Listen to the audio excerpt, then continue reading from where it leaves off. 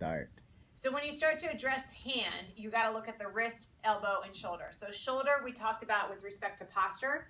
So elbow exercises, biceps and triceps. So again, sitting facing the tower, sitting facing away, lying on your back, lying inverted on your back are all ways to address biceps and triceps. We're going to show you a couple different exercises.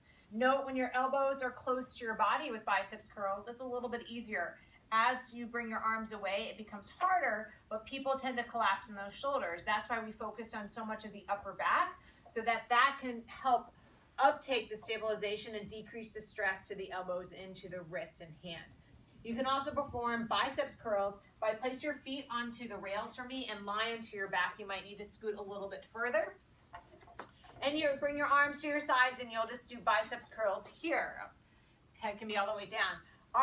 Forearms can rest onto the glide board, but just make sure you're not doing this kind of biceps. If you have any shoulder issues, you can bring the elbows slightly above the torso.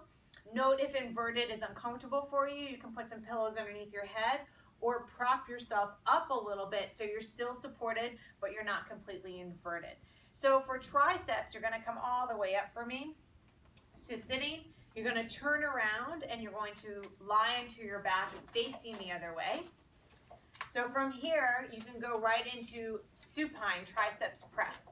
So we're going to lie into your back, feet can go onto the glide board, elbows can be by your sides. And we're always going to watch the hair and the pulley because it likes each other.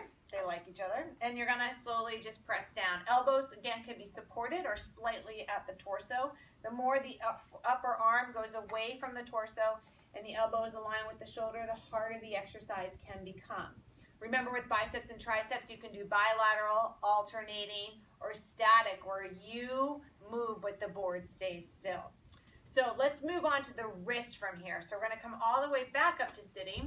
We're gonna turn yourself around. We're gonna be sitting facing the tower and we're gonna place your feet onto the glide board. Knees will be bent and you're gonna find your position that works best for you. Right at your wrists are going to rest right onto your knees, and your forearm can rest on the thighs if that's comfortable. And you're just going to do a wrist curl, working the extensors, and then you'll work palm up the flexors.